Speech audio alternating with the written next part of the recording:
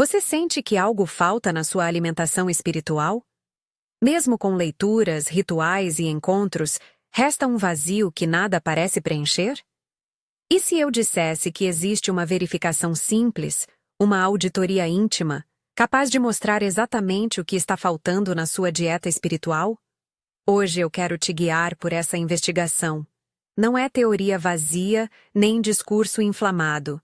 É um método de percepção que muitos, em tradições pouco conhecidas, usaram para reconhecer uma fonte interior adormecida. Antes de começarmos, pegue um caderno e uma caneta. Você vai anotar o que sentir. Quando terminar, escreva uma palavra que resuma a experiência. Se essa mensagem está falando com você, fica comigo até o final. A mudança começa com um toque atento. A ideia que vamos explorar aparece em textos descobertos em Nag Hammadi, especialmente no que se costuma chamar de Evangelho de Filipe. Esses escritos pertencem a histórias espirituais antigas que circulavam em margens do cristianismo institucional. São textos apócrifos, gnósticos, que propõem uma ênfase no conhecimento interior. A anamnesis, a lembrança de quem somos antes de nos identificarmos com cadeias externas. É importante dizer desde já, enquanto esses manuscritos oferecem mapear experiencial, eles não substituem a tradição canônica seguida por muitas comunidades. Tratar isso como uma pista histórica e prática ajuda a manter a honestidade intelectual. Estamos usando soluções antigas como ferramentas, não como decretos universais. O diagnóstico que esses textos, e a experiência prática que deles deriva, propõem é simples e urgente. A maior parte das pessoas alimenta sua vida espiritual a partir de fontes externas. Sermões, líderes, cerimônias, crenças prontas. Tudo isso tem valor, mas quando a dieta depende só do que vem de fora, a fome do coração permanece. A alimentação espiritual que cura essa fome exige algo diferente. Verificação direta, reconhecimento corporal, memória que desperta. Sem essa experiência, a espiritualidade vira um consumo de imagens, discursos e aprovação alheia, e é justamente aí que surgem as falhas. Imagine sua mente e seu corpo como um sistema conectado. As tradições que nos inspiram falam em uma fonte primordial, a mônada, como a origem que nos habita. Ao seu redor, forças menores, chamadas nos textos de Demiurgo e Arcontes, atuam como filtros, organizam a realidade, mas também podem aprisionar percepções, promover dependência e manter as pessoas numa dieta empobrecida. Quando tudo o que sabemos vem filtrado por essas estruturas, perdemos a habilidade de reconhecer a alimentação que verdadeiramente nutre. Isso não é uma acusação moral, é um diagnóstico funcional. Você pode ser nutritivo sem perceber porque nunca aprendeu a checar sua própria fome. O que está faltando, então, é a habilidade de verificar por si mesmo. É o músculo da percepção corporal que confirma a experiência espiritual. Para tornar isso prático, a tradição descreve 3 marcas, 3 pontos de contato que funcionam como indicadores. Eles não são um rótulo definitivo nem um diagnóstico médico. São chaves sensoriais que, quando testadas com atenção, podem revelar se sua conexão interior está viva, dormindo ou bloqueada. Vamos explicá-los e depois experimentar. A primeira marca chamarei de origem. Localiza-se simbólica e corporalmente na base do crânio, onde a cabeça encontra a coluna. Simbolicamente, é o ponto onde a lembrança da origem pode emergir. Corporalmente, é um lugar onde a atenção pode perceber um enraizamento. Para verificar, coloque gentilmente os dedos na base do seu crânio, sem força. Observe sensações, calor, pressão, pulso, um leve relaxamento, ou talvez nada. Alguns relatam um alívio súbito, outros uma pequena vibração, outros nenhuma sensação aparente. E tudo isso é válido. O que importa é a observação. Existe alguma resposta quando você pergunta ao seu corpo sobre sua origem? A segunda marca é a percepção. Localiza-se na lateral da mão, entre o polegar e o primeiro dedo, ou na região externa da palma, perto do osso. Esse ponto funciona como um sensor de sensibilidade ao mundo e ao outro. Quando está disponível, a percepção se abre sem depender apenas do que lhe é dito. Para verificar, toque suavemente a lateral da sua mão com a outra mão, fazendo um contato consciente e intencional. Note se a sensação traz clareza, uma leve eletricidade, mudança de temperatura ou nenhuma alteração. Alguns descrevem uma sensação de eco interno, um sinal de que a percepção está mais sintonizada. Não force conclusões. Registre e anote. A terceira marca é o comando, situada no centro do peito, na região do externo, onde muitas tradições sentem uma presença que orienta. Não se trata de poder no sentido de dominar os outros, mas de uma sensação interna de comando sobre si mesmo. Autonomia, sujeição à própria bússola. Para verificar, coloque uma mão suavemente sobre o centro do peito, sem pressionar demais, e observe. Pode surgir um calor suave, uma queda de tensão, uma sensação de espaço. Para alguns, é o lugar onde a coragem acorda. Para outros, é apenas um ponto neutro. Mais uma vez, registre, não julgue. Antes de entrarmos na prática guiada, um aviso importante. Esta é uma prática de percepção corporal. Se você tem condição médica, problemas neurológicos, inquietações intensas ou qualquer sensação de desconforto, interrompa a qualquer momento e procure um profissional de saúde. Não estamos fazendo diagnóstico nem prometendo curas milagrosas. O que proponho é uma escuta cuidadosa do corpo como instrumento de reconhecimento. Respire comigo agora, apenas para preparar o campo. Inspire profundamente pelo nariz, enchendo a caixa torácica, e solte pela boca, deixando ir qualquer expectativa. Mais uma vez, inspire. Sinta o ar entrando e o corpo respondendo. Faça esse ciclo 3 vezes. A respiração é a primeira ponte entre o invisível e o sentível. Muitas vezes o que faltava na sua alimentação espiritual é somente a ausência de uma ponte. Sem ela, a nutrição não chega. Começaremos pelo exercício prático. Lembre-se de manter o caderno por perto. Ao final, escreva uma palavra que resuma a experiência. Primeiro passo. Base do crânio. Incline levemente a cabeça para frente, de forma natural, sem esforço. Coloque as pontas dos dedos na base do crânio, onde a nuca e o crânio se encontram. Sinta. Talvez você perceba uma leve tensão acumulada de dias ou décadas. Talvez um pequeno relaxamento. Não há resposta certa. Se surgir algo, calor, formigamento, alívio, anote. Se nada surgir, escreva silêncio. A prática não julga o silêncio. Ele também contém informação. Mini ganchos. Se algo mexer aí dentro, isso pode ser exatamente o sintoma de que sua origem está à espera de reconhecimento. Segundo passo, lateral da mão. Apoie a mão direita na mesa, palma, e com a ponta dos dedos da mão esquerda, toque a lateral entre polegar e indicador, explorando com atenção lenta. Respire e mantenha a consciência sobre a sensação. Pode vir uma sensação de abertura, como se o mundo ficasse um pouco mais claro, ou um pequeno tremor. Anote a primeira palavra que vier à mente. O que você escreve? Clareza? Nada. Leveza? Registre sem censura. Terceiro passo. Centro do peito.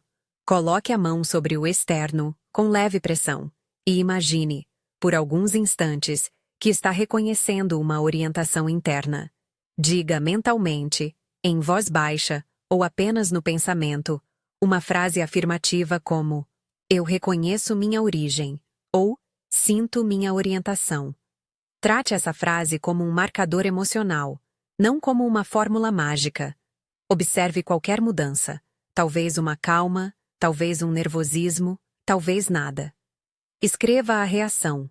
Durante todo o exercício, pensamentos surgirão. Perguntas, críticas, desconfianças. Esses pensamentos são esperados. A tradição chama-os, metaforicamente, de arcontes. Vozes que tentam desviar a atenção e manter o sistema dependente do externo. Quando perceber uma voz mental dizendo "isso é bobagem" ou "você está inventando", não entre em debate. Observe. Aqui está a dúvida. Respirar, anotar e retornar à sensação. Não precisa silenciar a mente, apenas reconhecer que a voz existe e não dar a ela o comando. Observar é a ação subversiva que desarma o automatismo. Se, ao experimentar, você tiver uma sensação significativa, calor que se espalha, um nó que se desfaz, um lampejo de reconhecimento, não a transforme imediatamente em verdade absoluta. Muitos praticantes relatam que essa confirmação reduz a necessidade de buscar sempre validação externa. Outros dizem que a sensação só aparece depois de repetições. Ambas as experiências são válidas.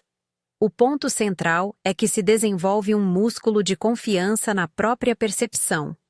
E isso, por si só, enriquece a alimentação espiritual. Agora vamos falar sobre resistência institucional e histórica sem tom conspiratório. Ao longo da história, ensinamentos que enfatizavam a experiência direta foram muitas vezes marginalizados por instituições que privilegiavam a autoridade textual e ritualizada. Isso não é necessariamente uma manobra maligna universal. São dinâmicas de preservação de ordem e coerência social. Porém, o efeito prático para muitos buscadores foi a perda de práticas simples de verificação interior. Reconhecer esse contexto histórico ajuda a compreender por que tanta gente depende exclusivamente do que vem do lado de fora para se sentir nutrida espiritualmente. A crítica aqui é funcional. Quando a instituição substitui a experiência por gestos repetidos, a fome persiste. Como integrar essa verificação na sua rotina? Transforme a auditoria das 3 marcas em micro-hábitos. 3 minutos ao acordar. Toque a base do crânio, cheque a lateral da mão e coloque a mão no peito, anotando uma palavra após cada gesto. 3 minutos à noite. Repita e observe diferenças. Mantenha um diário de percepções por pelo menos 2 semanas. Leia com discrição. Escolha textos que incentivem a memória interior. Leituras que proponham perguntas mais do que respostas prontas. Procure uma companhia que respeite essa busca. Alguém que não precise de prova para validar sua experiência, mas que compartilhe prática e silêncio. Uma palavra sobre anamneses. Essa lembrança não é mera nostalgia.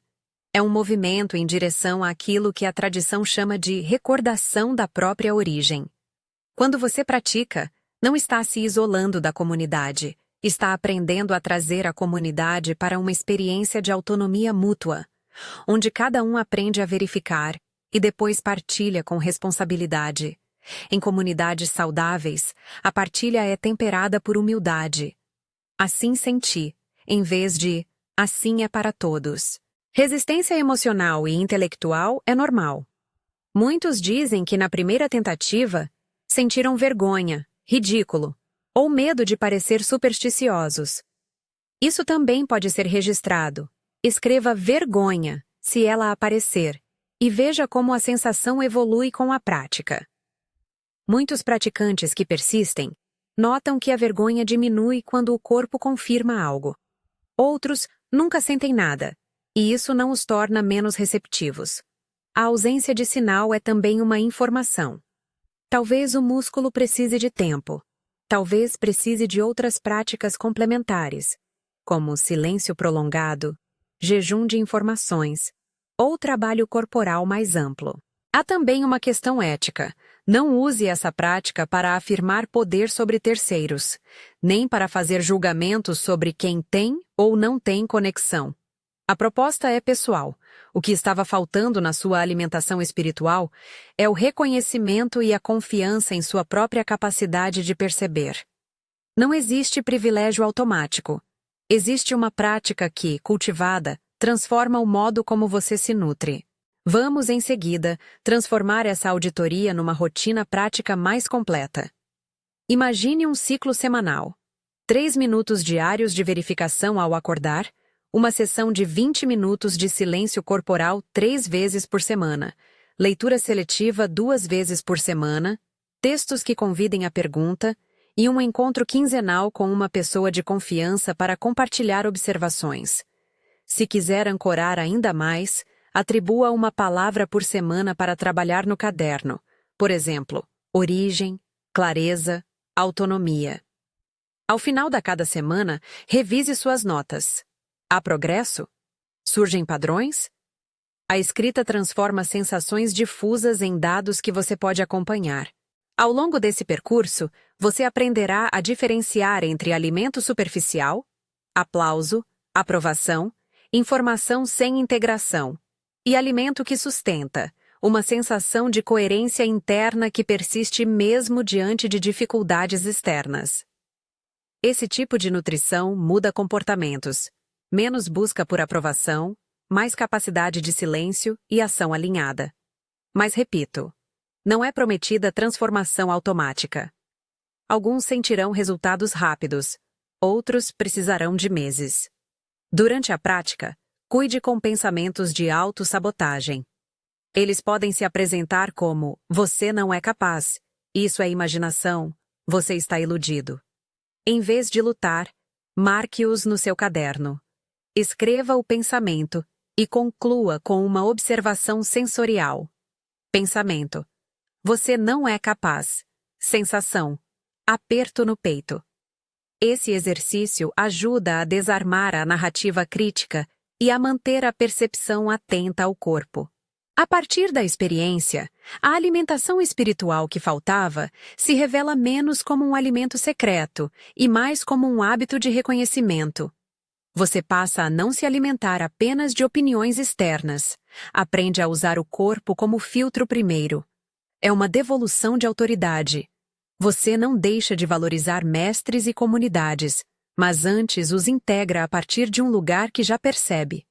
Isso transforma a dependência em diálogo. Se houve qualquer resposta significativa durante o exercício, mesmo mínima, anote uma palavra que resuma.